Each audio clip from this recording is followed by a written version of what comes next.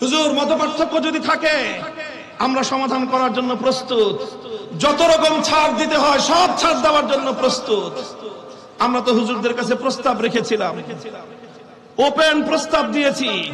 অনেকে জানেন না, মনে করেন যে আমাদের কারণে বুঝি সমস্যার সমাধান হচ্ছে না, আমাদের কারণে বুঝি আপোষ মীমাংসা হচ্ছে না। না, শুনে যান বছিলাবাসী, যে কারো মনে চায় যে কোনো একজন বছিলার সাধারণ মানুষ উদ্যোগ গ্রহণ করেন, আমরা আপনার ডাকে সাড়া দেব। আমরা আপনাদের ছাত্র, আপনাদের হাতে গড়া ছাত্র। আমরা আপনাদের আদর্শ থেকে সরে যাই নাই। আপনাদের নেতৃত্ব মেনে 3টা মাদ্রাসা একসাথে চালাবো। আমাদের রহমানিয়া আজিজিয়া আপনার হাতে তুলে দিব, আপনারা শুধু আমাদেরকে সাথে রাখবেন। আমরা এত অকর্মণ্য, এত অযোগ্য হয়ে যাই নাই যে হুজুর আপনাদের সাথে থাকার মতো কাজ করতে পারবো না। এত অযোগ্য এই জাতি আমাদেরকে মনে করে না, আর আমরাও মনে করি না। আমরা মনে করি অন্তত আপনাদের শিষ্য হিসাবে, আপনাদের সহকারী হিসাবে কাজ করার মতো যোগ্যতা অন্তত আছে আমাদের। কথা বলেন ঠিক না বেঠিক? মাহফুজ সাহেবের মতো মানুষ গোটা বাংলাদেশের সমস্ত আলেম ওলামারা মিলে বাংলাদেশের আলেমদের নাভির উপর বসিয়ে দিয়ে বেফাকুল মাদারিসের মহাসচিব বানায় দিয়ে গোটা বাংলাদেশ তার নেতৃত্বে পরিচালিত হচ্ছে। আপনাদেরই তো ছাত্র, আপনাদেরই তো অহংকার। এইরকম মাহফুজ সাহেবের মতো একজন মানুষকে আপনি আপনার নায়েবে মুহতামিম পাবেন।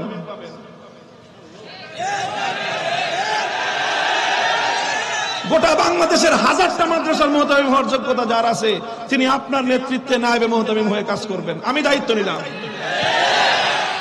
এটা 1 নম্বর প্রস্তাব। আসেন 3টা মাদ্রাসা আপনাদের নেতৃত্বে, আপনাদের সন্তান হিসাবে, ছাত্র হিসাবে একসাথে চালাই। আচ্ছা, যদি আমাদেরকে মনে করেন যারা আমাদেরকে মিশতে সমস্যা আছে, ঠিক আছে, সেটাও হতে পারে। আরেকটা সুরত, আপনাদের জামিয়াতুল আবরার রহমানিয়া আপনারা চালান, আমাদের জামিয়া রহমানিয়া আজিজিয়া আমরা চালাই। যেটা নিয়ে সমস্যা হয়েছিল জামিয়া রহমানিয়া আরাবিয়া, ওটাকে আমরা একসাথে চালাই। যেইভাবে চালাইতে চান ওইভাবেই চলবে। যদি বলেন যে রাজনীতি চলবে না, ঠিক আছে, রাজনীতি চলবে না, জান। আমরা আমাদের রাজনৈতিক এজেন্ডা আমাদের জামিয়া রহমানিয়া আজিজিয়া বাস্তবায়ন করব। আমাদের এখান থেকে আগামী দিনের রাষ্ট্রের ব্যবস্থার জন্য রাজনৈতিক দায়িত্বশীল তৈরি হবে ইনশাআল্লাহ। আর এই জামিয়া রহমানিয়া আরাবিয়া শুধু দাওয়াতুল হকের কাজ হবে, ঠিক আছে, চলেন, ওটাতেও আমরা রাজি আছি। বুঝতে পারছেন? 2 নম্বর প্রস্তাব, আবরার রহমানিয়া হুজুররা চালাবেন, রহমানিয়া আজিজিয়া আমরা চালাবো, আর জামিয়া রহমানিয়া আরাবিয়া একসাথে চালাবো। ওই একসাথে চালানো নেতৃত্ব থাকবে হুজুরদের হাতে, ওনারাই মুহতামিম থাকবেন। আমাদের মাহফুজ সাহেব হুজুর শুধু ওনার সহযোগী থাকবেন। আমারে রাখতে মনে চাইলে রাখেন,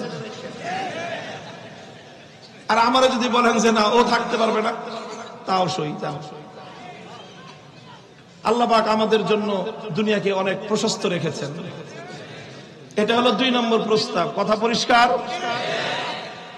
নোট করে নিয়ে যান বছিলার মানুষজন। খালি একজন একটা ওয়াজ করে দিবে, তারপর আবার আইসা আরেক কথা বলবেন। নোট করে রাখেন, এই রেকর্ড হইতেছে, এগুলি নিয়ে বাজায় শুনবেন। 2টা প্রস্তাব গেছে। 3 নম্বর প্রস্তাব হলো এই, জামিয়াতুল আবরার রহমানিয়া আপনারা চালাবেন, রহমানিয়া আজিজিয়া আমরা চালাবো।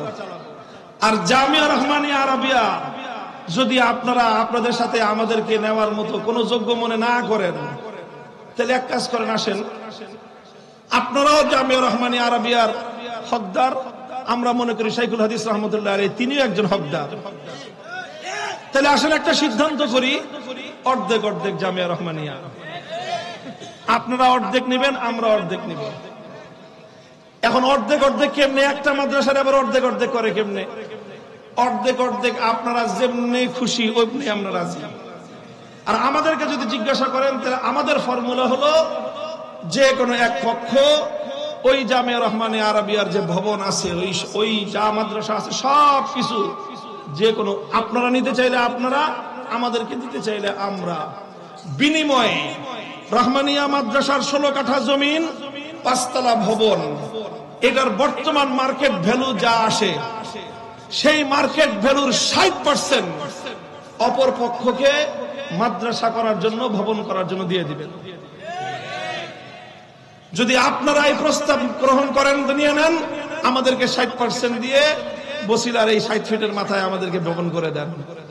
আর যদি আমাদেরকে দেন, আমরা জামিয়া রহমানিয়ার ভবন এর জমির যা মূল্য হয় সেই মূল্যে 60% দিয়ে আপনাদের আবরার রহমানিয়ায় যদি আরো জায়গা থাকে, ওখানে জায়গা না থাকলে জায়গা কিনে যেখানে আপনার পছন্দ হয় সেখানে বিল্ডিং করে দিব।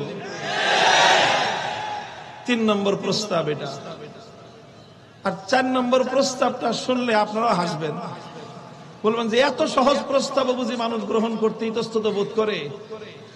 আপনারাই জামিয়া রহমানিয়া চালাবেন, শুধু সৎ সাহসের সাথে একটা কথা মেনে নেবেন, জামিয়া রহমানিয়া আরাবিয়া শাইখুল হাদিস আল্লামা আজিজুল হক রহমতুল্লাহ আলাইহি এটার প্রতিষ্ঠাতা। অনেক মানুষ, অনেকে আছে না বুঝে এমন একটা কথা বলে ফেলে, বা এমন কিছু মানুষ আছে যারা মনে করে যে কোরআন না বুঝে পড়লে বুঝি কোনো ফায়দা নাই, কোনো লাভ নাই। অনেকে তো এর চেয়ে আরো অগ্রসর হয়ে খুব আপত্তিকর একটা কথা বলে যে তোতা পাখির মতো কোরআনে পাক এটা মুখের মধ্যে ঠোঁট নাড়ায় কি লাভ, তোতা পাখির মতো রটনা করে কি লাভ, কোরআনে কি বলেছে বুঝতে হবে। কোরআনে কি বলা হয়েছে সেটা বুঝতে হবে কি হবে না সেটার পরে আলোচনায় আসছি আমরা, সেটা দ্বিতীয় দফার কর্মসূচিতে আসতেছি। কিন্তু প্রথম দফার কর্মসূচি হলো কোরআনে পাকের তেলাওয়াত বুঝে আসুক বা না আসুক, সর্ব অবস্থায় এটা মানব জাতির জন্য কল্যাণকর। এবং আল্লাহ রাসূল সাল্লাল্লাহু আলাইহি ওয়াসাল্লাম যে বিপ্লব করেছিলেন, যে ইনকিলাব এনেছিলেন, মানবতার যেই পরিবর্তন তিনি সাধন করেছিলেন, সেই জাহিলিয়াতের গড়ে ওঠা সেই দেয়াল তিনি ভেঙে গুড়িয়ে দিয়েছিলেন।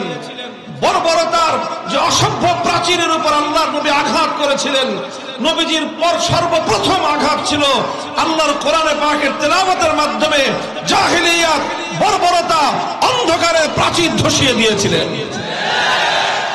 তিনি কোরআন তেলাওয়াতের মাধ্যমেই সর্বপ্রথম এই বর্বরতার উপর, অসভ্যতার উপর তিনি আঘাত এনেছিলেন। যারা মনে করে যে কোরআনে পাক তেলাওয়াত না বুঝে, অর্থ না বুঝলে তেলাওয়াত করে লাভ নেই, তারা মূলত কোরআনে পাককে, কোরআনে কারীমকে অন্য আর সাধারণ 10টা কিতাবের মতো মনে করেছে। দুনিয়ার সাধারণ কিতাব না বুঝে পড়লে কোনো লাভ নাই, সাধারণ বইপত্র না বুঝে পড়লে লাভ নাই। কেউ যদি কবিতা পড়ে না বুঝে পড়লে কবিতার স্বাদ পাবে না।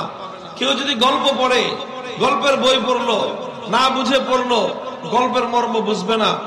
কেউ যদি উপন্যাস পড়ে, উপন্যাসের অর্থ যদি না বুঝে, চরিত্রগুলোকে সে ধারণ করতে পারবে না। কেউ যদি সাহিত্যের কিতাব না বুঝে পড়ে, সাহিত্যের রস সে পাবে না। কেউ যদি দর্শনের কি বই না বুঝে পড়ে, দর্শন শাস্ত্র সে বুঝতে পারবে না। কেউ যদি বিজ্ঞানের বই না বুঝে পড়ে, বিজ্ঞান সম্পর্কে ধারণা সে পাবে না। কেউ যদি মেডিকেল সায়েন্সের বই না বুঝে পড়ে, ডাক্তার হতে পারবে না। পৃথিবীর সকল বিষয়ের বই বুঝে পড়লে লাভ আছে, না বুঝে পড়লে লাভ নাই। এক্সেপ্ট আল কোরআন, একমাত্র গ্রন্থ পৃথিবীতে কোরআনে পাক, বুঝে পড়লেও লাভ আছে, না বুঝে পড়লেও শুধু কোরআনের তেলাওয়াত একজন মানুষের বদ্ধ দুয়ার, হৃদয়ের বদ্ধ দুয়ার খুলে তার হৃদয়ে হেদায়েতের আলো প্রজ্বলিত করবে। ইয়াতলু আলাইহিম আয়াতিহি, এই জন্য আল্লাহ রাসূল মুহাম্মদ আরবি সাল্লাল্লাহু আলাইহি ওয়াসাল্লামকে আল্লাহ পাক রব্বুল আলামিন প্রথম যেই কর্মসূচি দিয়ে প্রেরণ করেছেন সেটা হলো, গো আল্লাহর নবী, আপনি এই জাহেলি সমাজে, এই বর্বর সমাজে 1000 বছরের অন্ধকারের এই কুহেলিকা ভেদ করবার জন্য আপনি কোরআন তেলাওয়াতের গুঞ্জরণ উঠান। কোরআন তেলাওয়াত গুঞ্জরিত হতে থাক, মানুষের কানে কানে আল্লাহর কোরআনের তেলাওয়াতের আওয়াজ পৌঁছতে থাকুক। এইভাবে যখন মানুষের কর্ণকুহর দিয়ে আল্লাহর কোরআনের তেলাওয়াত পৌঁছতে থাকলো, এই কোরআন কানের মধ্যে ঢুকে, কানের মধ্যে বসে থাকে নাই, কান দিয়ে ঢুকে মানুষের হৃদয়ের বদ্ধ দুয়ারে গিয়ে কড়া নেড়েছে। আর অসংখ্য মানুষ শুধুমাত্র আল্লাহর কোরআনের তেলাওয়াত শুনেই হেদায়েত লাভ করেছেন। হযরত আবু বকর রাদিয়াল্লাহু আনহু, তিনি একবার মক্কা থেকে খুব বিরক্ত হয়ে চলে যাচ্ছেন, রাগান্বিত হয়ে যে মক্কায় আর থাকবেন না। রাস্তায় এক লোকের সাথে দেখা, একজন সর্দার, প্রভাবশালী একজন মানুষ, ইবনুদ দাগিনা তার নাম। তিনি এসে বলেন, আবু বকর কোথায় যান আপনি? বলে যেন আমি আর মক্কায় থাকবো না, মক্কার মানুষ আমাকে অনেক অত্যাচার করেছে, ত্যক্ত বিরক্ত করে আমাকে একেবারে শেষ করে দিয়েছে, আর মক্কায় থাকা যাবে না, আমি চলে যাচ্ছি অন্য কোথাও। ইবনুদ দাগিনা বললেন যে না আবু বকর, আপনার মতো একজন মানুষ মক্কা ছেড়ে চলে যেতে পারে না।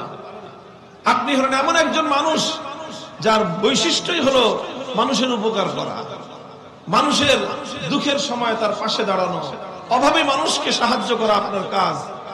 আপনার মধ্যে এরকম সোনার মানুষ যদি মক্কা থেকে চলে যায়, এটা মক্কাবাসীর জন্য কলঙ্ক হবে, মক্কার দুর্নাম হবে যে মক্কার লোকেরা সব দুষ্ট। আবু বকরের মতো একজন সোনার মানুষকে তারা তাদের কাছে রাখতে পারে নাই। কাজে এই জন্য আপনি যায়েন না, চলেন দেখি কি সমস্যা, আমি আপনার সমস্যার সমাধান করে দেব। ইবনুদ দাগিনা আবু বকর রাদিয়াল্লাহু আনহুকে নিয়ে মক্কায় ফিরে আসলেন।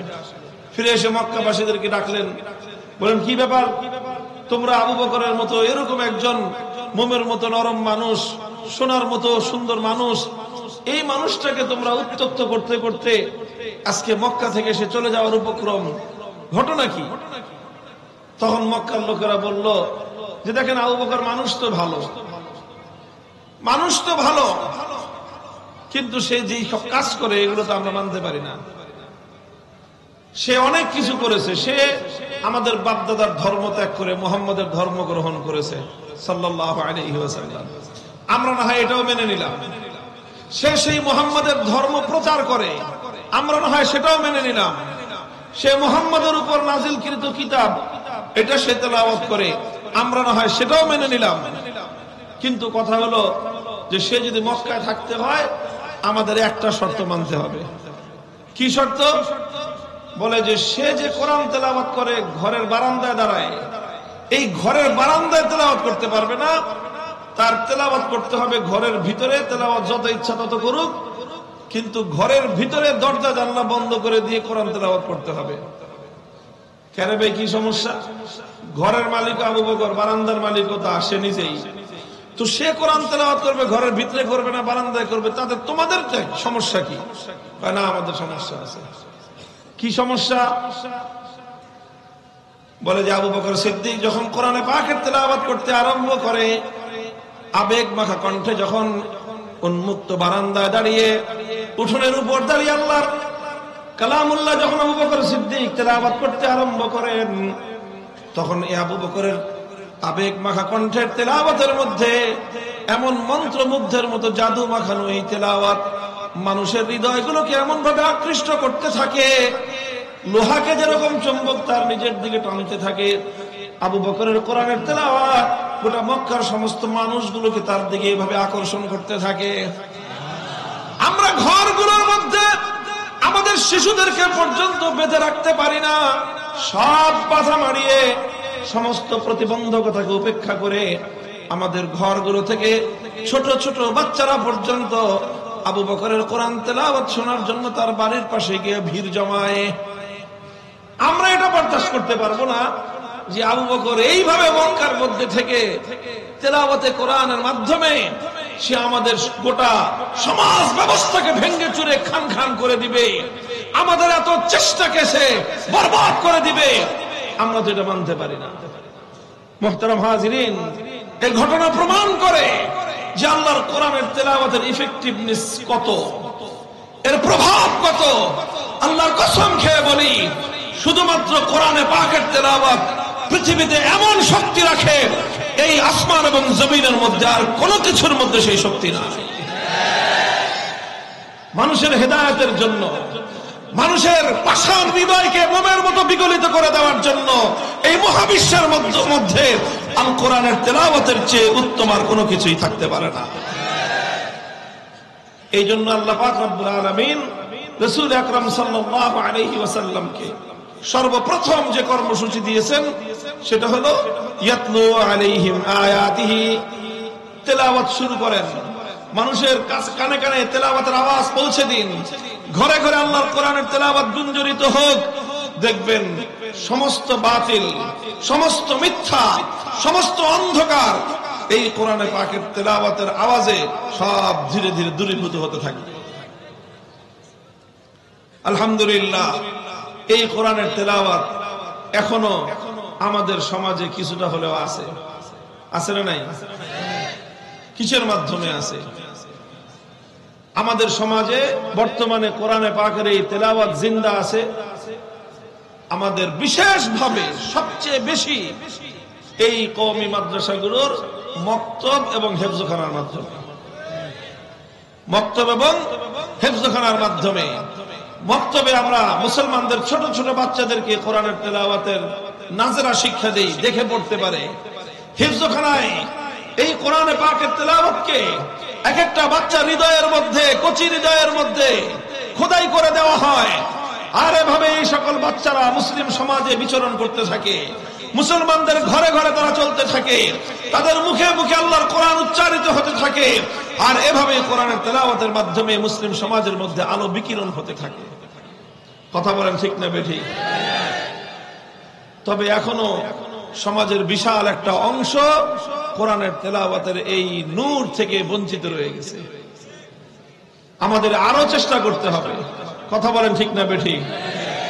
আমরা এখন বাংলাদেশে বিশেষ করে 5ই আগস্টের এই বিপ্লবের পর এখন তো আমরা এই কথা খুব জোরালো ভাবেই বলতে পারি এবং বলি, এই যে রাষ্ট্রীয় খরচে, সরকারি খরচে এই যে প্রাইমারি স্কুলগুলো যে চলে, এই প্রাইমারি স্কুলগুলো চলে আমাদের মুসলমানদের ট্যাক্সের পয়সায়।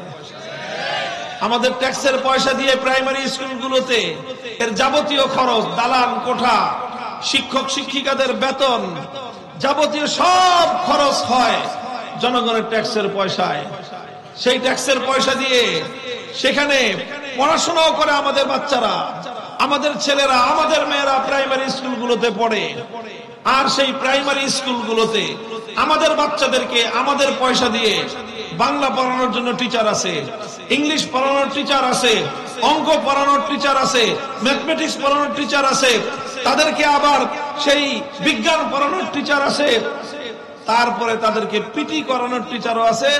ইদানিং আবার শোনা যেতেছে তাদেরকে নৃত্য শেখানোর জন্য, নাচ গান শেখানোর জন্য নাকি নৃত্যের টিচারও নিয়োগের একটা সুর শোনা যেতেছে। জানি না এই সুর যদি বাস্তবায়ন হয় তাহলে বাংলাদেশে যে কোন আগুন লাগবে আমার জানা নেই। সবকিছু শেখানো হবে আর সরকারি খরচে আমার সন্তানদের জন্য আল্লাহর কোরআনের তেলাওয়াতের শিক্ষার ব্যবস্থা থাকতে পারে না। এই দৃশ্য বেশি দিন বরদাস্ত করা যাবে না।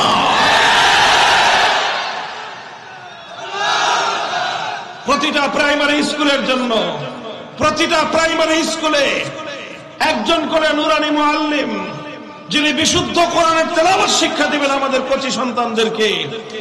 এইরকম শিক্ষার ব্যবস্থাপনা হওয়া দরকার আছে না নাই? সবাই যার যার জায়গা থেকে আওয়াজ উঠান, সবাই যার যার জায়গা থেকে এই কথাটা সরকারকে বুঝান, রাষ্ট্রকে বুঝান। এটা শুধু আলেমদের দায়িত্ব না। আলেমদের ছেলে পেলে তো অধিকাংশ মাদ্রাসায় পড়ে, আমাদের সন্তানরা তো মাদ্রাসায় পড়ে আলহামদুলিল্লাহ। তো যারা সন্তান, যাদের সন্তান বেশিরভাগ স্কুলে পড়ে, এটা তো আপনাদের কথা বলা উচিত। আপনারা স্কুলে যান, যে হেডমাস্টারকে বলেন, ম্যানেজিং কমিটিকে বলেন, গোটা এলাকাবাসী, স্কুলের শিক্ষক শিক্ষিকা, ম্যানেজিং কমিটির সদস্য, তারপরে এলাকাবাসী, রাজনৈতিক নেতা, তারপরে সুশীল সমাজ, জ্ঞানী বিজ্ঞানী যারা আছেন, সবাই প্রশাসনের লোকজন এই যৌক্তিক কথাটা বোঝান যে প্রাইমারি স্কুলগুলোতে কোরআনের বিশুদ্ধ তেলাওয়াত শিক্ষা দেওয়ার জন্য একজন বিশুদ্ধ তেলাওয়াতের শিক্ষক নিয়োগ পাওয়া চাই। এইভাবে যদি কোরআনের তেলাওয়াতটাকে যদি ব্যাপক করা যায় জাতির মধ্যে, তাহলে ইনশাআল্লাহ জাতির অন্ধকার, জাতির মধ্যকার অসভ্যতা, বর্বরতা, কুফরি, শিরকি, নাস্তিকতা অনেকাংশেই দূরীভূত হয়ে যাবে ইনশাআল্লাহ।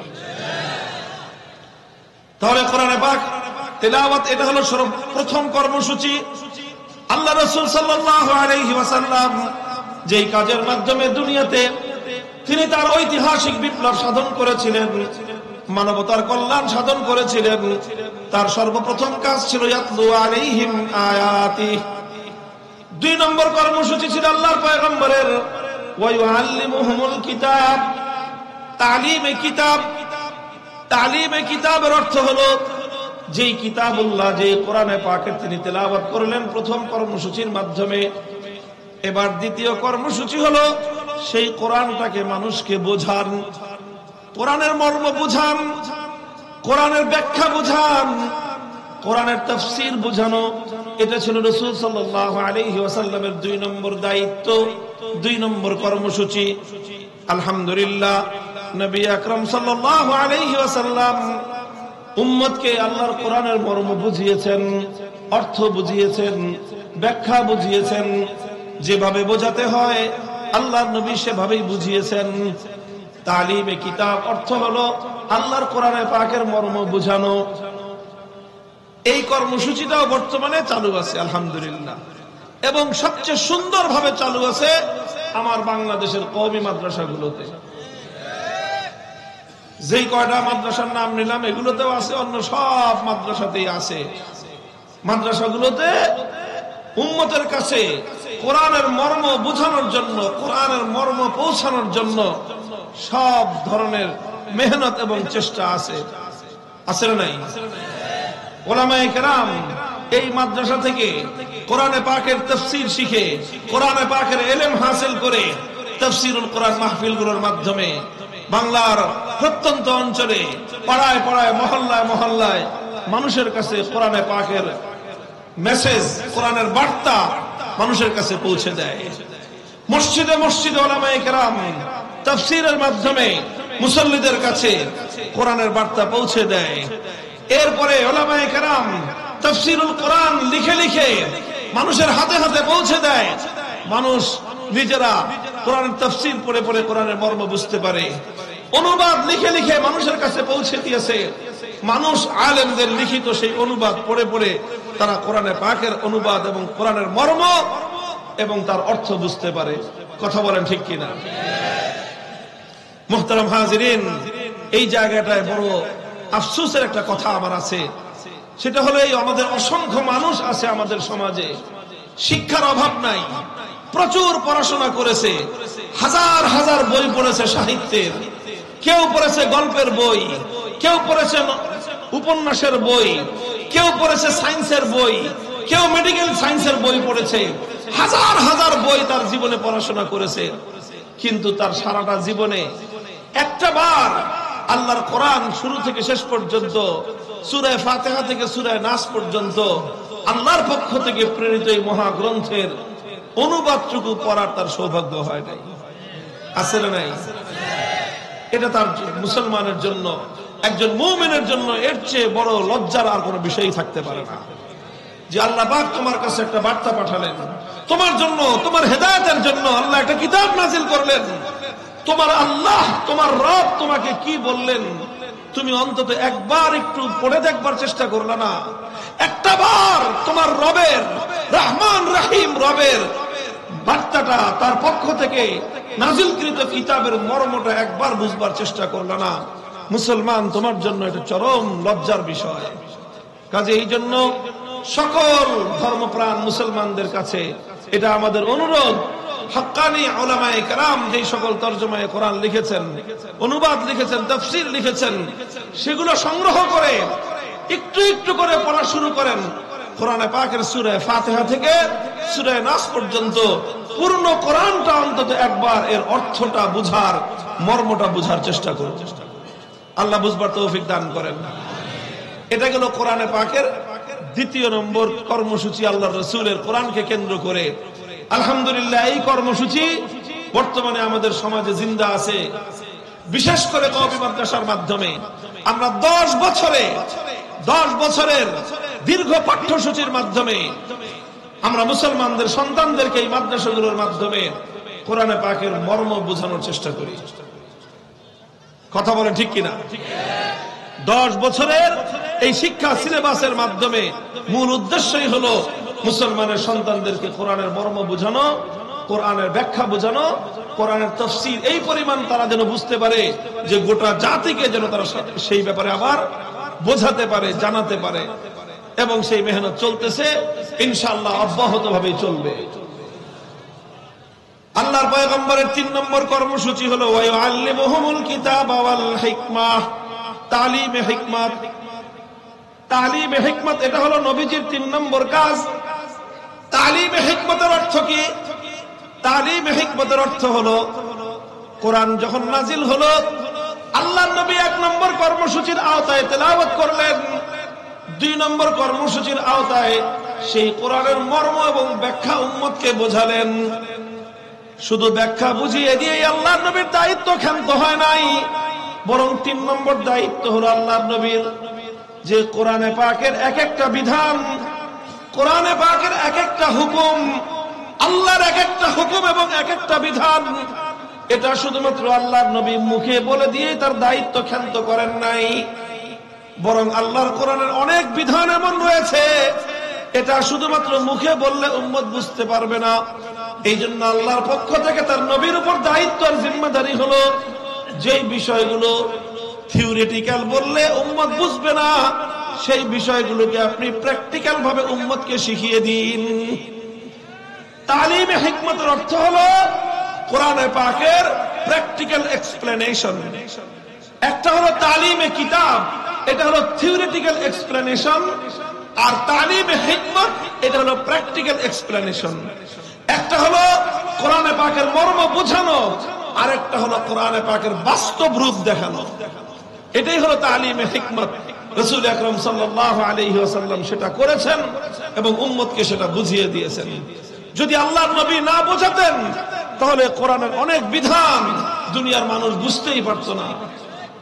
যেরকম ধরেন নামাজ, সালাতের বিধান আল্লাহর পক্ষ থেকে নাজিল হয়েছে, যেটা ইসলামের সবচেয়ে গুরুত্বপূর্ণ হুকুম। ঈমানের পরে সবচেয়ে গুরুত্বপূর্ণ বিধান হলো নামাজের বিধান। এই নামাজের বিধান যদি আল্লাহর নবী শুধু বলে দিতেন, দুনিয়ার মানুষ শুনে শুনে আল্লাহর নবীর মতো কোরআনের হুকুম পালন করতে পারত না। দুনিয়ার মানুষ শুনে শুনে আল্লাহর কোরআনের বিধান, নামাজের বিধানটাই পালন করতে পারত না। এই জন্য নবী আকরাম সাল্লাল্লাহু আলাইহি ওয়াসাল্লাম কি করেছেন? আল্লাহর নবী উম্মতকে একত্রিত করেছেন। একত্রিত করে তারপরে তাদের সামনে আল্লাহর নবী নিজে নামাজ পড়ে দেখিয়ে দিয়েছেন, রুকু করে দেখিয়েছেন, সিজদা করে দেখিয়েছেন, তাহরিমা বেঁধে দেখিয়েছেন, সালাম ফিরায় দেখিয়ে দিয়েছেন। সব কিছু দেখিয়ে উম্মতকে নির্দেশ দিয়েছেন, সাল্লু কামা রাআইতুমুনি উসাল্লি, উম্মত ওইভাবে নামাজ পড়বা যেভাবে আমাকে নামাজ পড়তে দেখেছো। প্র্যাকটিক্যাল শিক্ষা দিয়েছেন। প্র্যাকটিক্যাল যারা সাধারণ শিক্ষা ব্যবস্থায় পড়াশোনা করেছেন তারা বিষয়টা ভালো করে বুঝবেন। অনেক সাবজেক্ট আছে জেনারেল শিক্ষায়, এগুলো প্র্যাকটিক্যাল করা ছাড়া বোঝা যায় না। যে সকল স্কুলে বিজ্ঞান বিভাগ আছে, বিজ্ঞান বিভাগের যদি আপনি এই যে কেমিস্ট্রি সাবজেক্ট, এটা যদি প্র্যাকটিক্যাল না করানো হয় বাচ্চারা বুঝবে না। মেডিকেল সায়েন্স তো কিছুই বুঝবে না। ডাক্তাররা যে মেডিকেল সায়েন্সে স্টুডেন্টদেরকে পড়ায় শুধুমাত্র লেকচার দিয়ে ছেড়ে দেয় না, শুধুমাত্র বই পড়ায় দিয়ে ছেড়ে দেয় না, বরং প্রত্যেকটা সাবজেক্টের উপর টিচাররা, শিক্ষক শিক্ষিকাগণ তারা ছাত্রদেরকে, স্টুডেন্টদেরকে লেকচার দেন, বই পড়তে দেন, নোট দেন, পাশাপাশি প্রত্যেকটা বিষয়ের উপর ল্যাবরেটরিতে নিয়ে তাদেরকে প্রত্যেকটা বিষয়ে হাতে কলমে প্র্যাকটিক্যাল শিক্ষা দেন। সেখানে মানব দেহের মাথা থেকে পা পর্যন্ত প্রত্যেকটা অঙ্গ প্রত্যঙ্গের বিস্তারিত ডিটেলস আছে, তার নমুনা আছে। সবগুলো বিষয় তাদেরকে হাতে কলমে শিক্ষা দেওয়া হয়। এই জন্য মেডিকেল সায়েন্স এটা এমন একটা বিজ্ঞান যে এটা শুধু থিওরি পড়ে কোনোদিন কোনো মানুষ ডাক্তার হতে পারবে না যতদিন পর্যন্ত সে প্র্যাকটিক্যাল না শিখবে। মেডিকেল সায়েন্স যতটা প্র্যাকটিক্যাল সাবজেক্ট, আল্লাহর কোরআন তার চেয়ে বেশি প্র্যাকটিক্যাল সাবজেক্ট।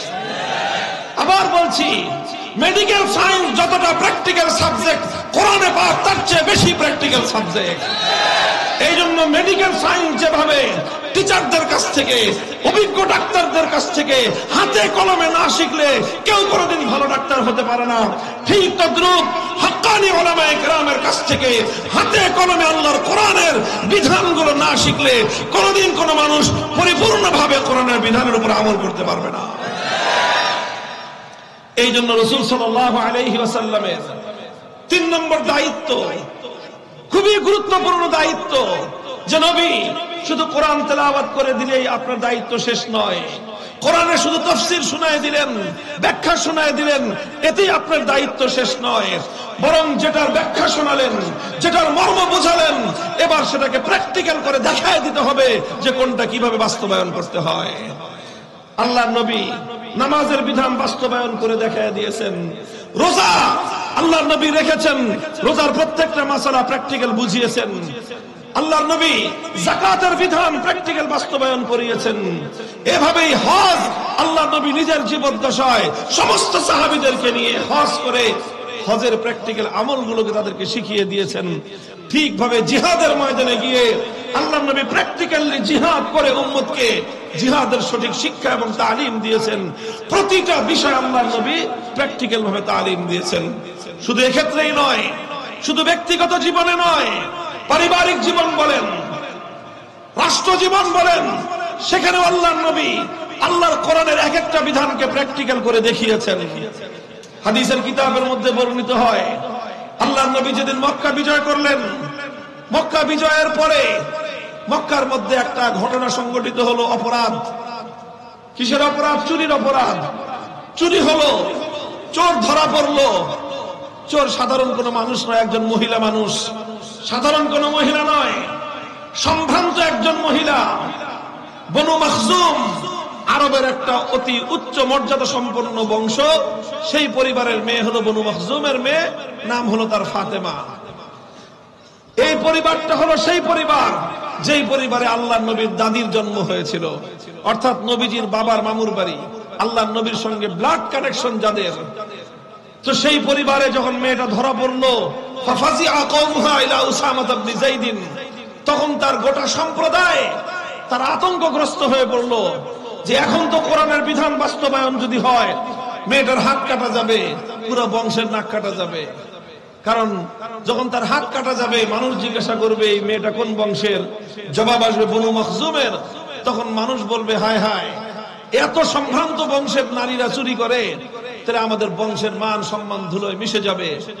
এই জন্য তারা তদবির করা শুরু করলো, যেভাবেই হোক এই হাত কাটাটাকে ঠেকাতে হবে। কিভাবে করা যায়? তারা আল্লাহর নবীর খুব কাছের একজন মানুষ, নবীজির অত্যন্ত প্রিয় ভাজন, আস্থাভাজন, নবীজির স্নেহ ভাজন সম্পর্কে আল্লাহর নবীর নাতি হয়, পালক পুত্র যায়েদ ইবনে হারেসার ছেলে উসামা। তার কাছে এসে তারা বলল যে ভাই, তোমার দাদার কাছে গিয়ে একটু বলো মেয়েটার যেন হাত না কাটা হয়, কারণ মেয়েটা ওনার রক্তের সম্পর্ক, ওনার দাদির পরিবারের মেয়ে, কাজে উনি যেন বিষয়টা একটু ম্যানেজ করে নেয়। উসামা রাদিয়াল্লাহু আনহু বুঝতে পারলেন না বিষয়টার গভীরতা। তিনি সহজ সরল মনে আল্লাহর নবীর কাছে গেলেন, গিয়ে তিনি সুপারিশ করলেন। সুপারিশ করতে দেরি, ফাতালাওয়ানা ওয়াজহু রাসূলিল্লাহি সাল্লাল্লাহু আলাইহি ওয়াসাল্লাম, আল্লাহর নবীর চেহারার রং বদলে গেল, লাল টুকটকে হয়ে গেল। নবীজি রাগে থরথর করে কাঁপতে থাকলেন। উসামাকে এক ধমক দিলেন, আতাশফাউ ফি হাদ্দিন মিন হুদুদিল্লাহ, উসামা কত বড় দুঃসাহস তোমার, আমি আল্লাহর কোরআনের বিধান বাস্তবায়ন করব, আর তুমি সেই বিধান বাস্তবায়নের ক্ষেত্রে বাধা দেওয়ার জন্য তদবির করতে এসেছো। খবরদার, ভবিষ্যতে আর কোনোদিন যেন তোমার এই তদবিরের মধ্যে না দেখি আমি। উসামা ধমক খেয়ে চলে গেলেন। নবীজি বুঝতে পারলেন খালি উসামাকে একা ধমকাইলে তো হবে না, ও তো ছোট মানুষ, বালক মানুষ, না বুঝে শুনে আসছে, কিন্তু ওর পিছনে তো অন্য মানুষরা আছে, ওর পিছনে আমার গোষ্ঠীর লোক, ওর পিছনে আমার দাদির বাড়ির লোকজন, যারা ওকে আমার কাছে পাঠিয়েছে। কাজেই সংশোধন তো শুধু উসামার একা করলে হবে না, গোটা মক্কাবাসীর সংশোধন করতে হবে।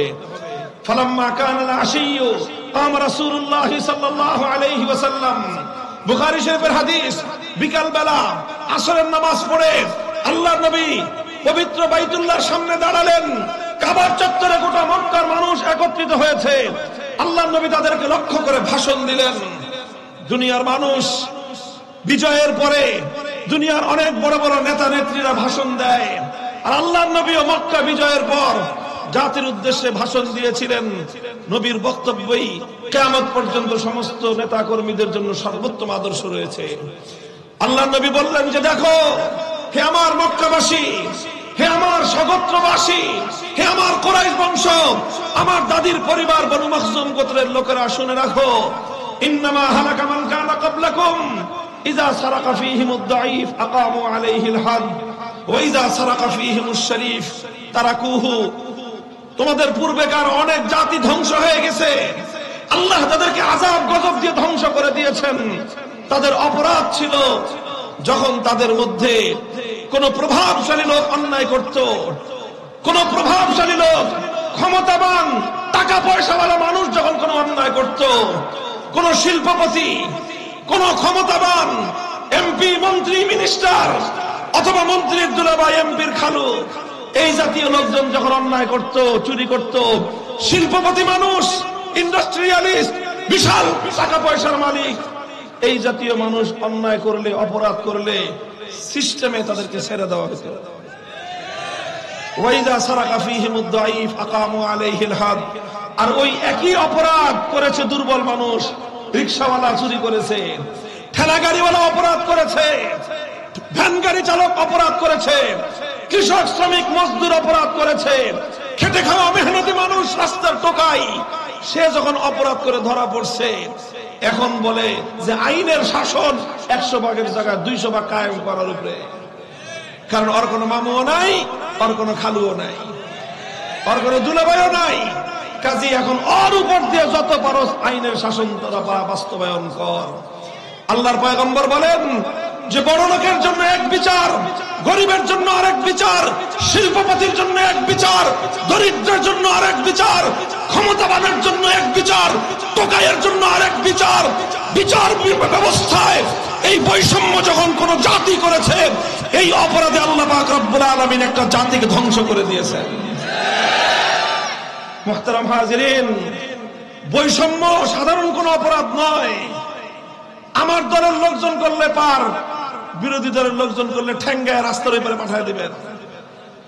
এই ধরনের বৈষম্য যখন করা হয়, আল্লাহর আরশ কেঁপে ওঠে, আল্লাহর পক্ষ থেকে গজব নেমে আসে।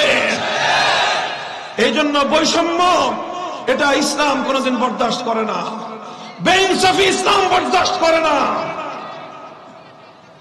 এই বৈষম্যের বিরুদ্ধে লড়াই করা এটা শুধু বৈষম্য বিরোধী ছাত্রদের দায়িত্ব না, এটা সর্বপ্রথম দায়িত্ব হলো আলেম সমাজের। নবীর উত্তরাধিকারী পরিচয় দিয়ে সমাজে যত সম্মান আর যত মন মর্যাদা, হাদিয়া, তোহফা সব তো আলেমরাই পায়, বেশিরভাগ আলেমরাই তো পায়। কথা বলেন ঠিক না বেঠিক? ঠিক আছে, আলেম সমাজ তারা যেমনি ভাবে নবীর উত্তরাধিকারী, আল্লাহ পাক নবীদেরকে পাঠিয়েছিলেন, তার অন্যতম উদ্দেশ্য হল আল্লাহর জমিন থেকে সমস্ত বেইনসাফি, জুলুম আর বৈষম্যের কবর রচনা করা। আল্লাহর কোরআন খুলেন, লাকাদ আরসালনা রুসুলানা বিল বাইয়িনাত ওয়া আনজালনা মাআহুমুল কিতাবা ওয়াল মিজান লিয়াকুমান নাসু বিল কিসত। আল্লাহ বলতেছেন সূরাতুল হাদীদে যে আমি রাসূলদেরকে পাঠিয়েছি, আমি আমার আসমানি কিতাব সমূহ নাজিল করেছি। কেন নাজিল করেছেন আল্লাহ? লিয়াকুমান নাসু বিল কিসতি, যাতে মানুষের মধ্যে ইনসাফ কায়েম হয়, মানুষের মধ্যে যেন বেইনসাফি না থাকে, মানুষের মধ্যে যেন কোনো জুলুম শোষণ না থাকে। মানব সমাজের মধ্য থেকে সমস্ত বেইনসাফি, সমস্ত জুলুম, সমস্ত অন্যায়, সমস্ত অবিচার উৎখাত করার জন্যই নবী রাসূলদের আগমন। মুহতারাম হাজিরিন, আল্লাহর নবী বললেন, আর আজ তোমরা আমার কাছে আসছো আবদার নিয়ে যে আমার ব্লাড কানেকশন আছে, আমার আত্মীয়, আমার পরিবারের লোক বলে আমি অপরাধ করার পরেও ছেড়ে দিব, এইরকম বৈষম্য তোমরা আল্লাহর রাসূল দ্বারা বাস্তবায়ন করতে চাও। আল্লাহ, এরপরে আল্লাহর নবী যে কথাটা বললেন সেটা যদি বুখারী শরীফের হাদিসের মধ্যে বর্ণিত না থাকতো, সেই কথা বলতে আমাদের সাহস হতো না, আমাদের ঠোঁট কেঁপে উঠতো, আমাদের কলিজা কেঁপে উঠতো। এত বড় কথা আল্লাহর নবী বলেছেন। নবীজি বলেন, ওয়াল্লাহ লাউ আন্না ফাতিমাতা বিনতা মুহাম্মাদিন সারাকাত লাকাতাতু ইয়াদাহা। আজ আমার দাদির গোষ্ঠীর ফাতেমা নয়, যদি আমি নবী মুহাম্মদুর রাসূলুল্লাহর কলিজার টুকরা, আমার জীবনের সবচেয়ে আদরের দুলালি আমার কন্যা ফাতেমা যদি আজকে চুরি করে ধরা পড়তো, আমি আল্লাহর নামের শপথ করে বলতেছি আমি তার হাত কাটতে এতটুকু দ্বিধা করতাম না। মুহতারাম হাজিরিন, আল্লাহর নবী এইভাবে ইনসাফ কায়েম করেছেন, এভাবেই বৈষম্য দূর করেছেন, এভাবেই সাম্য এবং ন্যায় নবী আকরাম সাল্লাল্লাহু আলাইহি ওয়াসাল্লাম আল্লাহর জমিনে বাস্তবায়ন করেছেন। কাজেই ন্যায়, ইনসাফ, সাম্য কায়েম করা এটা হলো ইসলামের অন্যতম গুরুত্বপূর্ণ জিম্মাদারি এবং দায়িত্ব। এখন যেভাবেই করতে হয় সেভাবেই করতে হবে, বেইনসাফির বিরুদ্ধে যেভাবে রুখে দাঁড়াতে হয় সেভাবেই রুখে দাঁড়াতে হবে, অন্যায় অবিচার দূর করার জন্য যা করতে হয় তাই করতে হবে। প্রস্তুত আছেন সেজন্য? প্রস্তুত হন, সাধারণ উম্মত প্রস্তুত হন, উলামায়ে কেরাম জাতিকে নেতৃত্ব দেন। একটা বৈষম্যহীন সমাজ গড়বার জন্য আপনারাই সর্বশ্রেষ্ঠ দায়িত্বশীল। আলহামদুলিল্লাহ, আল্লাহর পয়গম্বরের 3 নম্বর দায়িত্ব ছিল এভাবেই আল্লাহর কোরআনের এক একটা বিধান কিভাবে বাস্তবায়ন করতে হয়। বাধা বিঘ্ন আসবে, সেই বাধা বিঘ্ন এভাবেই ডিঙ্গিয়ে এক একটা বিধানকে বাস্তবায়ন করে দুনিয়াবাসীকে আল্লাহ নবী দেখিয়ে দিয়েছেন কোরআনে পাকের এক একটা বিধান এইভাবেই বাস্তবায়ন করতে হয়। কথা বলেন ঠিক কিনা? বলেন আলহামদুলিল্লাহ। আমার নবী আমাকে, আমাদের নবীজি আমাকে সবকিছু দেখিয়ে দিয়েছেন, কোনো কিছু অপূর্ণ রাখেন নাই। নবীর শিক্ষাটা পূর্ণাঙ্গ শিক্ষা, এজন্যই আলহামদুলিল্লাহ আজও পর্যন্ত নবীজির সেই আদর্শ কোরআনে পাকের ইসলামের এক একটা বিধান সমাজে প্র্যাকটিক্যাল বাস্তবায়ন করে দেখিয়ে দেওয়ার সেই ধারা আজও পর্যন্ত উম্মতের মধ্যে বিদ্যমান আছে। দাওয়াত এবং তাবলীগের মেহনত আছে না নাই? এখানে উম্মতকে অনেক বিষয়ের প্র্যাকটিক্যাল শিক্ষা দেওয়া হয়। কথা বলেন ঠিক না বেঠিক? আমরা মাদ্রাসার মধ্যে যেই বিষয়গুলোর থিওরিটিক্যাল শিক্ষা দেই, যেগুলোর তত্ত্ব শেখাই, তাত্ত্বিক বিশ্লেষণ করি, তার অনেক বিষয় দাওয়াত এবং তাবলীগের মধ্যে আল্লাহর রাস্তায় বের হয়ে সাধারণ মানুষ তারা এটার প্র্যাকটিক্যাল শিক্ষা পায় সেখানে গিয়ে। কাজেই তালিমে হিকমতের একটা গুরুত্বপূর্ণ জায়গা হলো দাওয়াত এবং তাবলীগের মেহনত। কাজেই যখন তাবলীগের মেহনতের মধ্যে সমস্যা তৈরি হয়, আলেমরা সেখানে যাবেই, সমস্যার সমাধানের জন্য আলেমরা যাবেই। কারণ যদি সমাধান না করা হয় তালিমে হিকমতের বিরাট একটা অধ্যায় নষ্ট হয়ে যাবে। একজন আলেম বেঁচে থাকতে এটা বরদাস্ত করা যায় না।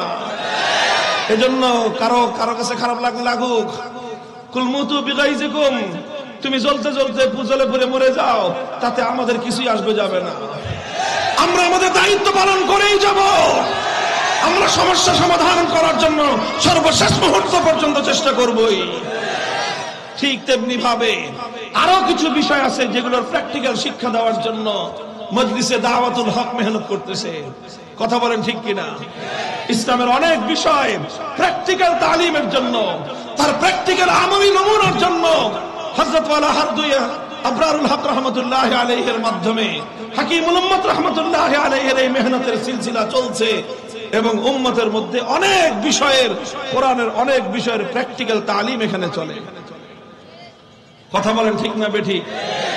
আর কিছু বিষয় আছে যেই বিষয়গুলোতে দাওয়াত এবং তাবলীগের লোকেরাও সাইলেন্ট থাকে, মজলিসে দাওয়াতুল হকের লোকেরাও নীরব থাকে। এমন কিছু বিষয় আছে না নাই?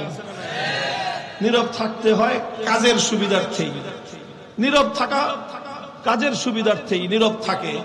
কিন্তু কথা হলো সেই বিষয়গুলি তাহলে বলবে কে?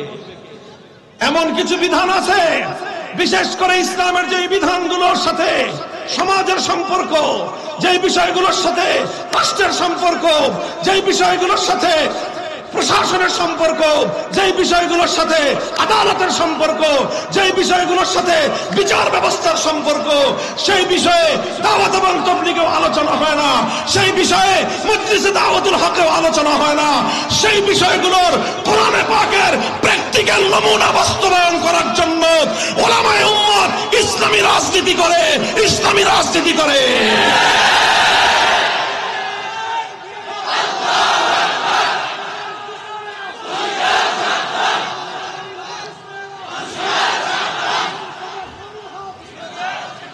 মুহতারাম হাজিরিন, এই জন্য দাওয়াত এবং তাবলীগ এটা যেরকম তালিমে হিকমতের একটা মারকাজ, মজলিসে দাওয়াতুল হক এটা যেরকম তালিমে হিকমতের আরেকটা মেহনত, ঠিক একই ভাবে আসিয়াসাতুল ইসলামিয়া, আসিয়াসাতুশ শারঈয়া, ইসলামী রাজনীতি এটাও ইসলামের অনেক বড় একটা অধ্যায়, যেখানে আল্লাহর কোরআনের অসংখ্য বিধানের প্র্যাকটিক্যাল বাস্তবায়নের জন্য মেহনত আর সংগ্রাম করা হয়।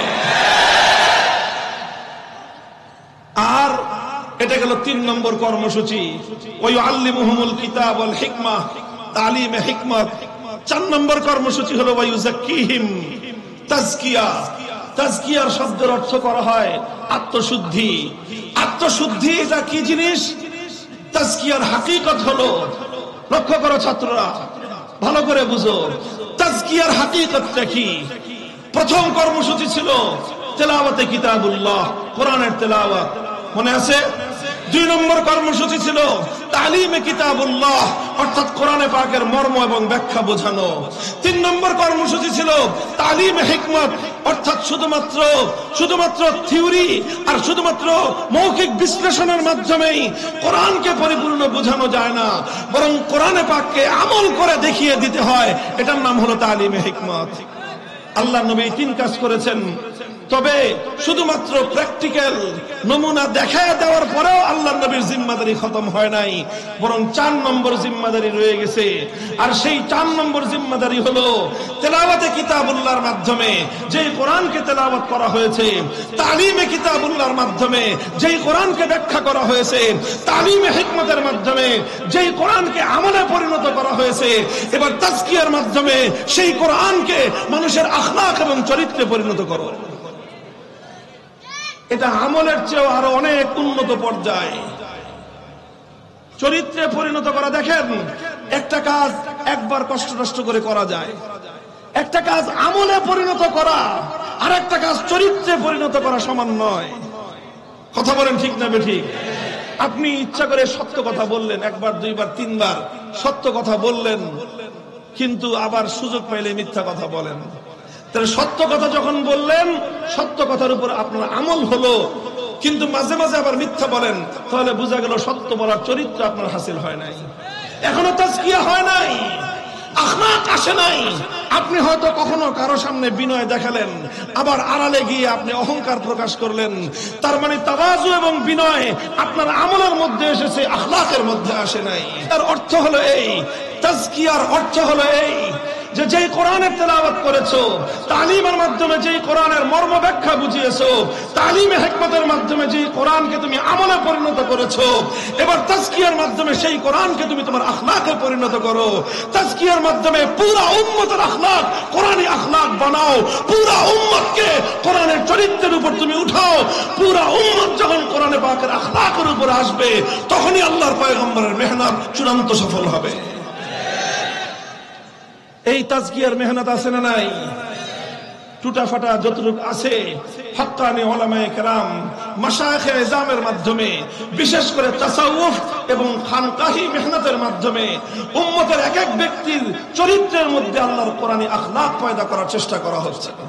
কথা বলেন ঠিক না বেঠিক? যা কিছু বললাম এই সবগুলোর মাধ্যমেই ইসলামের কর্মসূচি পূর্ণ হয়, সবগুলোর মাধ্যমে ইসলামের কর্মসূচি পূর্ণ হয়। কাজেই এর যে কোনো একটার মধ্যে যদি কেউ আঘাত করে, শুনে রাখো, ইসলামের প্রথম থেকে শেষ পর্যন্ত তেলাওয়াতে কিতাবুল্লাহর জন্য মক্তব আর হিফজখানা, তালিমে কিতাবুল্লাহর জন্য মাদ্রাসা, তালিমে হিকমতের জন্য তাবলীগের মেহনত, দাওয়াতুল হকের মেহনত, ইসলামী রাজনীতির মেহনত, তাজকিয়ার জন্য খানকাহের মেহনত, তাসাউফের মেহনত, এই মেহনতগুলোর যে কোনো একটার উপর আঘাত হানার চেষ্টা করলে সে হাত আমরা ভেঙে গুড়িয়ে দেই।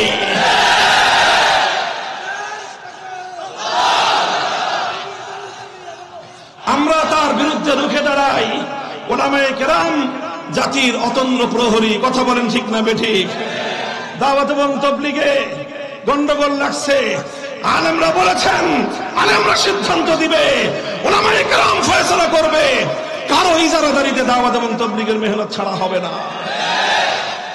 যেখানেই সমস্যা তৈরি হবে সেখানে উলামায়ে কেরাম সমাধান করবে। কথা বলেন ঠিক না বেঠিক?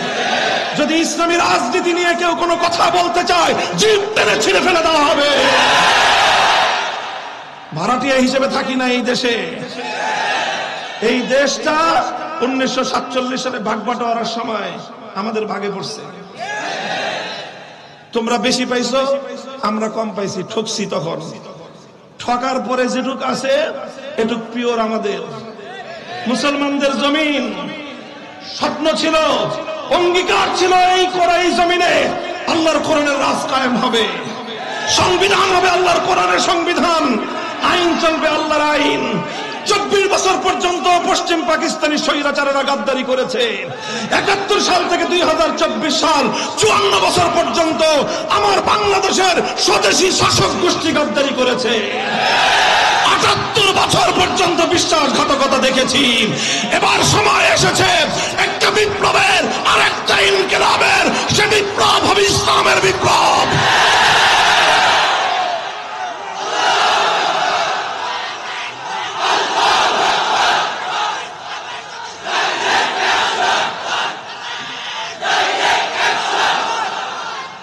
আলহামদুলিল্লাহ, সেই সঙ্গে শুকরিয়া আদায় করি বিশেষভাবে শেখুল হাদিস আল্লামা আজিজুল হক রহমতুল্লাহ আলাইহির।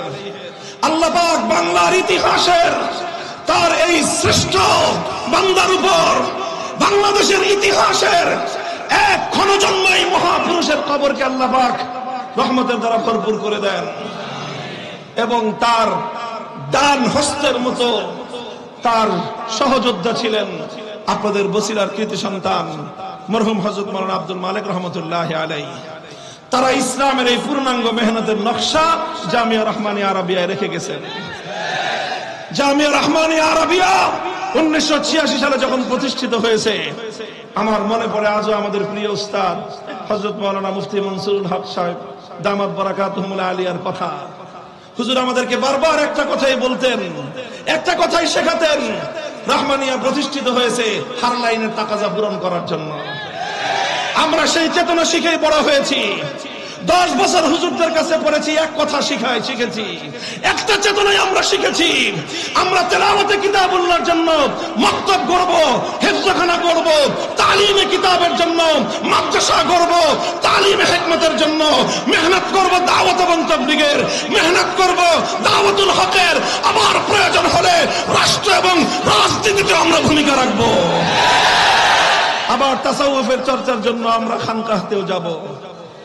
এই শিক্ষাই তো হুজুর দিয়েছেন আপনারা আমাদেরকে, এই শিক্ষাই পেয়েছি আপনার কাছ থেকে। হুজুর কোনোদিন মিথ্যা বলবো না, আপনাদের অকৃতজ্ঞ ছাত্র হব না।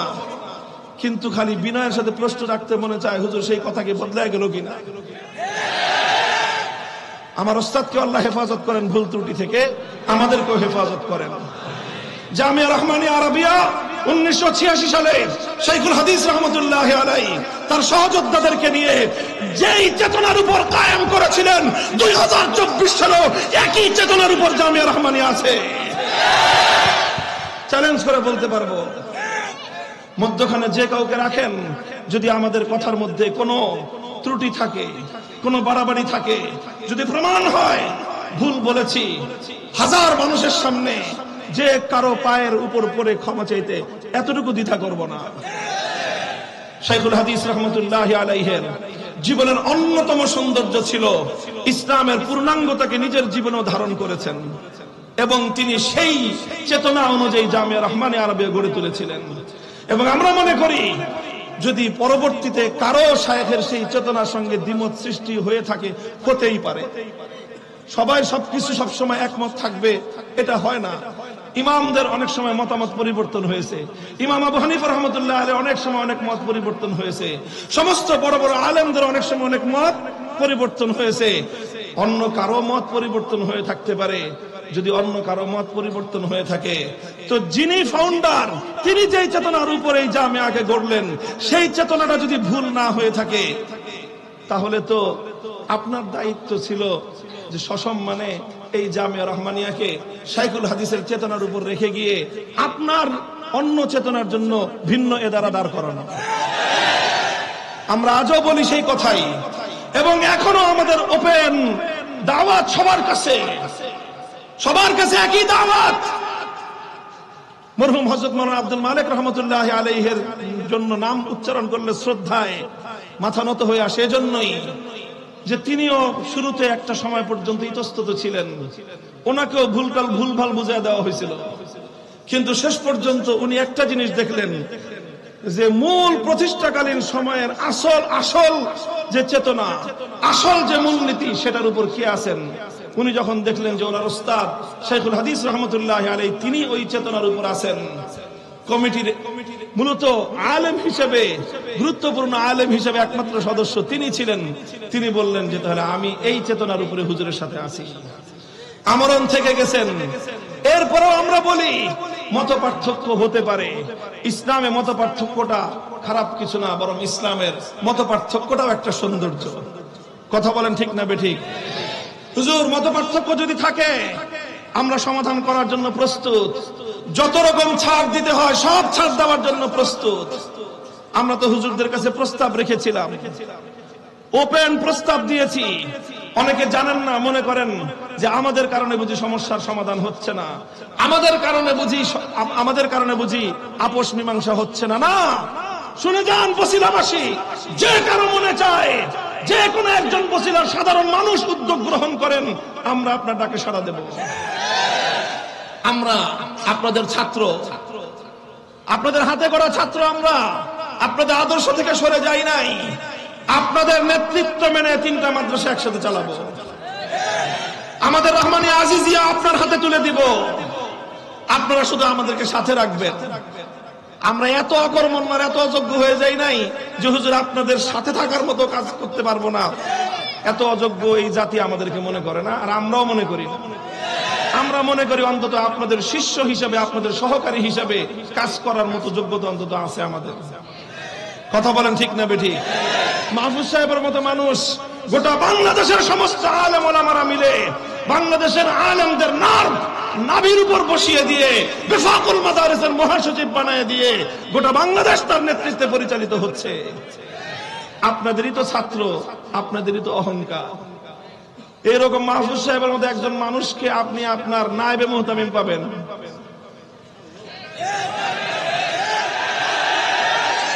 গোটা বাংলাদেশের 1000টা মাদ্রাসার মুহতামিম হওয়ার যোগ্যতা যার আছে, তিনি আপনার নেতৃত্বে নায়েবে মুহতামিম হয়ে কাজ করবেন। আমি দায়িত্ব নিলাম। এটা 1 নম্বর প্রস্তাব। আসেন 3টা মাদ্রাসা আপনাদের নেতৃত্বে, আপনাদের সন্তান হিসেবে, ছাত্র হিসেবে একসাথে চালাই। আচ্ছা, যদি আমাদেরকে মনে করেন যারা আমাদেরকে মিশতে সমস্যা আছে, ঠিক আছে, সেটাও হতে পারে। আরেকটা সুরত, আপনাদের জামিয়াতুল আবরার রহমানিয়া আপনারা চালান, আমাদের জামিয়া রহমানিয়া আজিজিয়া আমরা চালাই। যেটা নিয়ে সমস্যা হয়েছিল জামিয়া রহমানিয়া আরাবিয়া, ওটাকে আমরা একসাথে চালাই। যেইভাবে চালাইতে চান ওইভাবেই চলবে। যদি বলেন যে রাজনীতি চলবে না, ঠিক আছে, রাজনীতি চলবে না, জান।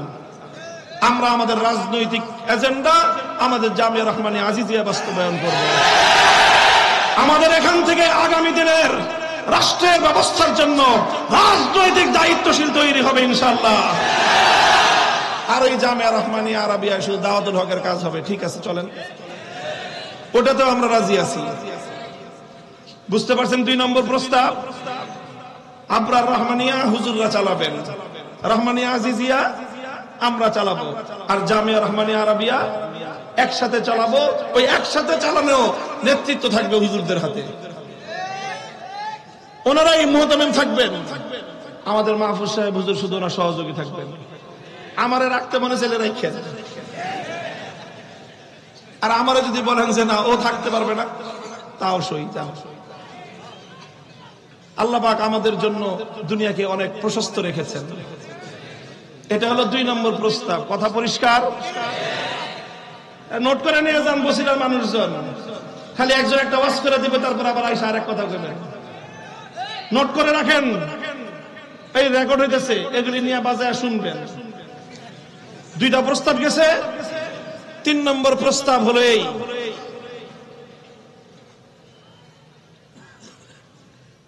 3 নম্বর প্রস্তাব যে জামিয়াতুল আবরার রহমানিয়া আপনারা চালাবেন, রহমানিয়া আজিজিয়া আমরা চালাবো। আর জামিয়া রহমানিয়া আরাবিয়া যদি আপনারা আপনাদের সাথে আমাদেরকে নেওয়ার মতো কোনো যোগ্য মনে না করেন, তাহলে এক কাজ করেন, আসেন আপনারাও জামিয়া রহমানিয়া আরাবিয়ার হকদার। আমরা মনে করি শাইখুল হাদিস রহমতুল্লাহ আলাইহি তিনিও একজন হকদার। তাহলে আসেন একটা সিদ্ধান্ত করি, অর্ধেক অর্ধেক জামিয়া রহমানিয়া। আপনারা অর্ধেক নেবেন, আমরা অর্ধেক নিব। এখন অর্ধেক অর্ধেক কেমনে? একটা মাদ্রাসার আবার অর্ধেক অর্ধেক করে কেমনে? অর্ধেক অর্ধেক আপনারা যেমনি খুশি ওইমনি আমরা রাজি। আর আমাদেরকে যদি জিজ্ঞাসা করেন তাহলে আমাদের ফর্মুলা হলো যে কোনো এক পক্ষ ওই জামিয়া রহমানিয়া আরাবিয়ার যে ভবন আছে, ওই যা মাদ্রাসা আছে সব কিছু যে কোনো আপনারা নিতে চাইলে আপনারা, আমাদেরকে দিতে চাইলে আমরা, বিনিময়ে রহমানিয়া মাদ্রাসার 16 কাঠা জমিন, 5 তলা ভবন, এটার বর্তমান মার্কেট ভ্যালু যা আসে সেই মার্কেট ভ্যালুর 60% অপর পক্ষকে মাদ্রাসা করার জন্য, ভবন করার জন্য দিয়ে দিবেন। যদি আপনারা এই প্রস্তাব গ্রহণ করেন, নিয়ে নেন, আমাদেরকে 60% দিয়ে বসিলার এই 60 ফিটের মাথায় আমাদেরকে ভবন করে দেন। আর যদি আমাদেরকে দেন, আমরা জামিয়া রহমানিয়ার ভবন এর জমির যা মূল্য হয় সেই মূল্যের 60% দিয়ে আপনাদের আবরার রহমানিয়ায় যদি আরো জায়গা থাকে, ওখানে জায়গা না থাকলে জায়গা কিনে যেখানে আপনার পছন্দ হয় সেখানে বিল্ডিং করে দিব। 3 নম্বর প্রস্তাব এটা। আর 4 নম্বর প্রস্তাবটা শুনলে আপনারা হাসবেন, বলবেন যে এত সহজ প্রস্তাব বুঝি মানুষ গ্রহণ করতে ইতস্তত বোধ করে। আপনারাই জামিয়া রহমানিয়া চালাবেন, শুধু সৎ সাহসের সাথে একটা কথা মেনে নেবেন, জামিয়া রহমানিয়া আরাবিয়া শাইখুল হাদিস আল্লামা আজিজুল হক রহমতুল্লাহ আলাইহি এটার প্রতিষ্ঠাতা। আমার পরিষ্কার মনে আছে, 1993 সালে যখন লং মার্চ হলো, শাইখুল হাদিস সাহেবের নেতৃত্বে 1992 সালের 6 ডিসেম্বর বাবরি মসজিদ শহীদ হলো। 1994 সালের 2রা ডিসেম্বর ঢাকার বাইতুল মোকাররম থেকে লং মার্চের কাফেলা যাত্রা শুরু করলো। সেই কাফেলার নেতৃত্ব দিলেন শাইখুল হাদিস আল্লামা আজিজুল হক রহমতুল্লাহ আলাইহি। ওনার নেতৃত্বে আমরাও ছিলাম এবং আমরা ছিলাম মুফতি মনসুরুল হক সাহেব হুজুরের নেতৃত্ব সহ। হুজুর আপনিও তো ছিলেন, পল্টন থেকে একেবারে সেই যশোর পর্যন্ত ছিলেন আপনি, আমার মনে আছে। আমরা ছাত্র ছিলাম, খেদমত করছি হুজুর আপনার রাস্তায় রাস্তায়। তারপর সেই লং মার্চে শাইখুল হাদিস রহমতুল্লাহ আলাইহির সুনাম সুখ্যাতি শুধু বাংলাদেশ নয়, গোটা মুসলিম বিশ্বে ছড়িয়ে পড়লো। তারপরে যে রমজান আসলো, সেই রমজান মাসে জামিয়া রহমানিয়ার একটা পরিচিতি ছাপানো হলো। আরবি ভাষায় সেই পরিচিতিটা ছিল। সেই পরিচিতিটা লিখেছিল আমাদের একজন রহমানিয়ার শিক্ষার্থী, ইফতা পড়তো, নাম হলো রিয়াজুল ইসলাম। রিয়াজ ভাই, এই যে সিফাতুল্লাহ সাহেব আছে, অনেকে চিনবেন, জামিউল উলুম মাদ্রাসার মুহাদ্দিস, ওনাদের সাথী। আহমদুল্লাহ সাহেব আছে, এই যে আবরার রহমানিয়ার শিক্ষার্থী, শিক্ষক, হ্যাঁ, ওনাদের সহপাঠী ছিলেন না রিয়াজুল ইসলাম ভাই। তার হাতে লেখা জামিয়া রহমানিয়ার পরিচিতি, যেই পরিচিতি দিয়ে আরব বিশ্বে রহমানিয়ার জন্য মানুষের কাছে সহযোগিতা বা জামিয়া রহমানিয়ার পরিচয় তুলে ধরা হয়েছে। সেই পরিচিতির মধ্যে একটা শিরোনাম ছিল মুআসসিসুল জামিয়া, জামিয়ার প্রতিষ্ঠাতা। এই শিরোনামের অধীনে কারো নাম ছিল না, শুধু শাইখুল হাদিস আল্লামা আজিজুল হকের নাম ছিল। সেই পরিচিতিটা লেখা হয়েছিল দারুল ইফতায়, মুফতি মনসুরুল হক সাহেব হুজুরের তত্ত্বাবধানে। হুজুর আপনি তো 93 সালে শাইখুল হাদিস রহমতুল্লাহ আলাইহিকে আপনি জামিয়া রহমানিয়ার একক প্রতিষ্ঠাতা হিসেবে ঘোষণা করেছেন, শুধু বাংলাদেশে না, সারা দুনিয়ায়। সেটাই তো প্রস্তাব দিলাম, সেটা সুন্দরভাবে যদি বাস্তবায়ন করেন। আমাদের সাথে 2-1টা কথা আছে, সেটাও বলে দিয়েছি। আপনার রহমানিয়া চালান, শাইখুল হাদিস রহমতুল্লাহ আলাইহিকে স্বীকার করে চালান। এটা আপনাদের জন্য গৌরবের, আপনাদের জন্য অহংকারের। বলেন আপনারা কি করবেন তাইলে? আমাদের ভবন লাগবে। অনেকে বলে যে হুজুর আপনি তো আগেও কইছিলেন যে ভবন লাগবে না, আবার ভবন নিলেন কেন? দেখো এখনো সেই কথার উপরে আছি। যদি ভবন দখলে রাখার জন্য, ভবন নিয়ন্ত্রণে রাখার জন্য আল্লাহর দ্বীনের সামান্য পরিমাণ স্বার্থহানি ঘটাতে হয়, এক ভবন নয়, 1000 ভবন হাসি মুখে কোরবানি করে দিব। 2001 সাল আর 2021 সাল দুইবারই জামিয়া রহমানিয়াকে দখল করেছে ইসলাম বিরোধী শক্তি। দুবার, একবার শাইখুল হাদিস রহমতুল্লাহ আলাইহিকে হটিয়েছিল আওয়ামী দুঃশাসন, এই ফ্যাসিবাদী শক্তি। 2021 সালে আরেকবার হটিয়েছে আওয়ামী দুঃশাসন। ফ্যাসিবাদী শক্তি। দুঃখ লাগে, দুইবারই হুজুর আপনাদের সহযোগিতা পাইছে তারা। আমি বলি না আপনারা করছেন, তবে তারা আপনাদের সহযোগিতা পাইছে। আমি তো সেই মুফতি মনসুরুল হক সাহেব হুজুরকে চিনি ছোটকাল থেকে। হুজুর আমাদের মাদ্রাসার বাড়ির কাছের লালবাগ কিল্লার মাঠের মসজিদের খতিব ছিলেন। হুজুর তো ছিলেন সিংহ পুরুষ, সিংহ পুরুষ ছিলেন। হুজুরকে আমরা সারা জীবন দেখেছি। হুজুর খতিব হিসাবে দায়িত্ব পালন করতেন। তখন হুজুর যুবক, অল্প বয়স্ক, কিন্তু হুজুরের সাহস ছিল সেরকম। কোন একদিন কোন এক কারণে মসজিদের কেউ একজন আইসা হুজুরের বয়ান চলাকালীন সময় একটা কিছু বলছে, তো হুজুর ধমক দিয়ে উঠছেন। পাশ থেকে আরেকজন, হুজুর কমিটি কমিটি, বুঝেন নাই কথা? যে মসজিদের মিম্বারে খতিব বয়ান দিতেছে, আর একবারটা মাঝখান থেকে কথা বলছে বলে হুজুর ধমক দিছে। আরেকজন পরিচয় দেয় কি? কমিটি। হুজুর বলছেন কমিটি কি জিনিসের নাম? খতিব সাহেবের সামনে কমিটি কি জিনিসের নাম? মসজিদ চালাবে, মিম্বারের উপর যখন খতিব বসছে তখন সমস্ত কমিটি মিম্বারে খতিব সাহেবের জুতা বহন করবে, অন্য কোনো অধিকার নাই। হুজুর আমি তো সেই মুফতি মনসুরুল হক সাহেব হুজুরের ছাত্র।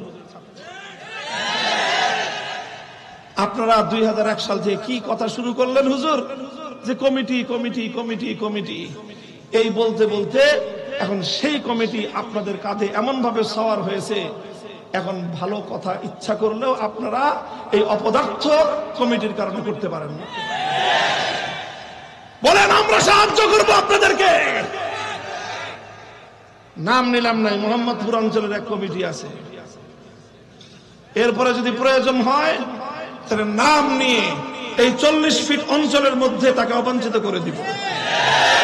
আলেম ওলামাদের আভ্যন্তরীণ বিষয়ে 2 পয়সার মালিক হয়ে এসে মধ্যখানে তোমরা দখলদারি করো। আলেম ওলামাদের মীমাংসিত বিষয়কে, মীমাংসার বিষয়কে, সুন্দর উদ্যোগগুলোকে তোমরা মধ্যখানে অন্তরায় হয়ে বাধা দেওয়ার চেষ্টা করো। 1 দিন 2 দিন 3 দিন দেখবো, এরপরে পিঠের চামড়া থাকবে না। কথাগুলো বললাম, যাদেরকে বললাম ভালো করে শুনে রেখেন। আমরা আমাদের ওস্তাদদের জন্য, ওস্তাদদের সম্মান রক্ষার্থে সবকিছু করতে প্রস্তুত। আলহামদুলিল্লাহ এই কথা রেকর্ড হয়েছে, বসিরাবাসী শুনেছে, হাজার হাজার মানুষ। কথা থাকলো, এরপরেও যদি মীমাংসা না হয়, এরপরেও যদি সমাধান না হয়, তাহলে আমাদের আর দুঃখের কোনো অন্ত নাই। এর চেয়ে তো আর কোনো প্রস্তাব দেওয়ার সুযোগ আর নাই। আল্লাহ পাক রব্বুল আলামিন বুঝবার তৌফিক দান করেন। সব ত্যাগ এবং কোরবানি করতেও প্রস্তুত আছি। বিল্ডিং এর মায়া আমাদের নাই। আল্লাহর দ্বীনের জন্য অনেক বিল্ডিং এর চেয়ে আরো বড় কিছু ছাড় আমরা অতীতে দিয়ে এসেছি। আমরা ভাস্কর্যের পক্ষে ইনায় বিনায় কোনো ফতোয়া দেই নাই। ভাস্কর্যের পক্ষে কোনো কথা আমাদের মুখ দিয়ে উচ্চারণ করাতে পারে নাই। আলহামদুলিল্লাহ, এটাকে আমি আমার জীবনের সবচেয়ে বড় অর্জন মনে করি। এটাকে আমি আমার কিয়ামতের দিনের নাজাতের জরিয়া মনে করি। ইনশাআল্লাহ আল্লাহ পাক সেদিনও হেফাজত করেছেন। আশা করি ভবিষ্যতেও আল্লাহ পাকের কাছে দোয়া করি, দোয়া চাই, আল্লাহ যেন এভাবেই আমাদেরকে হেফাজত করেন। আপনাদের সকলকে আল্লাহ পাক রব্বুল আলামিন উত্তম বিনিময় দান করুন। সুবহানাল্লাহি ওয়া বিহামদিহি, সুবহানাল্লাহিল আযীম। اللهم صل على محمد وعلى آل محمد كما صليت على إبراهيم وعلى آل إبراهيم إنك حميد مجيد. يا حي يا قيوم برحمتك نستغيث أصلح لنا شأننا كله ولا تكلنا إلى أنفسنا طرفة عين. اللهم إنا نسألك فعل الخيرات وترك المنكرات وحب المساكين وأن تغفر لنا وترحمنا وإذا أردت فتنة في قوم فتوفنا غير مفتونين. إله العالمين رب العالمين আমাদের জিন্দেগীর সমস্ত গুনাহ খাতাগুলি মাফ করে দিন। সমস্ত নেক আমলগুলোকে আল্লাহ আপনি কবুল এবং মঞ্জুর ফরমান। আয় আল্লাহ আমাদের পূর্বসূরীদেরকে আপনি মাফ করে দিন। আয় আল্লাহ বিশেষ করে আজ এই 2 মহান বুজুর্গের স্মরণে এই মাহফিল অনুষ্ঠিত হলো। আয় আল্লাহ, শেখুল হাদিস আল্লামা আজিজুল হক রহমতুল্লাহ আলাইহি, মরহুম হযরত মাওলানা আব্দুল মালিক রহমতুল্লাহ আলাইহি, আয় আল্লাহ আপনার এই বান্দাদের জিন্দগির সমস্ত খিদমাত গুলোকে আপনি কবুল ফরমান। মানুষ হিসেবে ভুল ত্রুটি হয়ে থাকলে মাফ করে দিন। আয় আল্লাহ, তাদের রেখে যাওয়া উত্তম আদর্শের পথে আমাদেরকে পরিচালিত করুন, অনুসরণ করার তৌফিক ইনায়াত ফরমান। ইলাহুল আলামিন, রব্বুল আলামিন, যিনি কাজগুলোতে যতটুকু বিশৃঙ্খলা মতনৈক্য রয়েছে, কুদরতের মাধ্যমে আল্লাহ সমাধানের ব্যবস্থা করে দিন। আয় আল্লাহ, ইলাহুল আলামিন, দাওয়াত এবং তাবলীগের এই সমস্যাকে আপনি উত্তম রূপে সমাধান করে দিন। জামিয়া রহমানিয়া সংক্রান্ত আয় আল্লাহ এই বিরোধকে উত্তম রূপে আপনি মীমাংসার সুযোগ করে দিন, তৌফিক দান করুন। আয় আল্লাহ, এই গোটা বসিলা এলাকার উপরে আপনি খাস রহমত নাজিল করুন। আয় আল্লাহ, এই এলাকাকে সকল ধরনের শিরক, কুফর, বিদআত, আপনার দ্বীনের নাফরমানির কাছ থেকে আপনি হেফাজত ফরমান। আয় আল্লাহ, বসিলার প্রতিটি ঘরকে আল্লাহ আপনি ঈমানি ঘর বানান। প্রতিটি সন্তানকে আল্লাহ কোরআনী শিক্ষা গ্রহণ করার তৌফিক ইনায়াত ফরমান। আয় আল্লাহ, প্রতিটি ঘরে ঘরে যেন আপনার কোরআনের আওয়াজ গুঞ্জরিত হয়। আয় আল্লাহ, সেই বরকত এবং সেই নূর আপনি বসিলার প্রত্যেকটি ঘরে ঘরে দান ফরমান। ইলাহুল আলামিন, রব্বুল আলামিন, এই গোটা এলাকার মাটির নিচে যত ইমানদার নারী পুরুষ শুয়ে আছে আল্লাহ, তাদের সকলের কবরগুলোকে আপনি জান্নাতের বাগান বানিয়ে দিন। আয় আল্লাহ, ইলাহুল আলামিন, রব্বুল আলামিন, আমাদের এই দেশের প্রতি ইঞ্চি মাটিকে আপনি ইসলামের ঘাঁটি হিসেবে কবুল ফরমান। ইসলামের বলকে বালা করে দিন। কালিমার ঝান্ডাকে আল্লাহ আপনি সমুন্নত করে দিন। ইলাহুল আলামিন, রব্বুল আলামিন, আয় আল্লাহ, আমাদের আজকের এই মাহফিলকে আপনি ভরপুর কামিয়াব ফরমান, কবুল করুন। আয় আল্লাহ, এই মাহফিল বাস্তবায়নে যারা ভূমিকা রেখেছেন, সহযোগিতা করেছেন, আয় আল্লাহ, তাদের সকলকে আপনি উত্তম বিনিময় দান করুন। আয় আল্লাহ, আমাদের দোয়াকে আপনি কবুল ফরমান। ربنا تقبل منا إنك أنت السميع العليم وتب علينا يا مولانا إنك أنت التواب الرحيم. আয় আল্লাহ, জামিয়া রহমানিয়া আরাবিয়া, জামিয়া রহমানিয়া আজিজিয়া, জামিয়াতুল আবরার রহমানিয়া মাদ্রাসা, আয় আল্লাহ, সবগুলো মাদ্রাসাকে আপনি কবুল ফরমান। তালিম, তারবিয়াত, তামির, মালিয়াত, সব দিক থেকে আল্লাহ তারাক্কি এবং উন্নতি দান করুন। সমস্ত হাজাত গুলোকে গায়বের খাজানা থেকে পুরা ফরমান। আয় আল্লাহ, তালেবে ইলমদেরকে আয় আল্লাহ আপনার নবীর পূর্ণাঙ্গ আদর্শ পরিপূর্ণভাবে অনুসরণ করার তৌফিক দান করুন। আয় আল্লাহ, আমাদের সকলকে আপনার দ্বীনের পরিপূর্ণ মুত্তাবি হিসেবে কবুল ফরমান। সুবহান রাব্বিকা রাব্বিল ইজ্জাতি আম্মা ইয়াসিফুন ওয়া সালামুন আলাল মুরসালিন ওয়ালহামদুলিল্লাহি রাব্বিল আলামিন।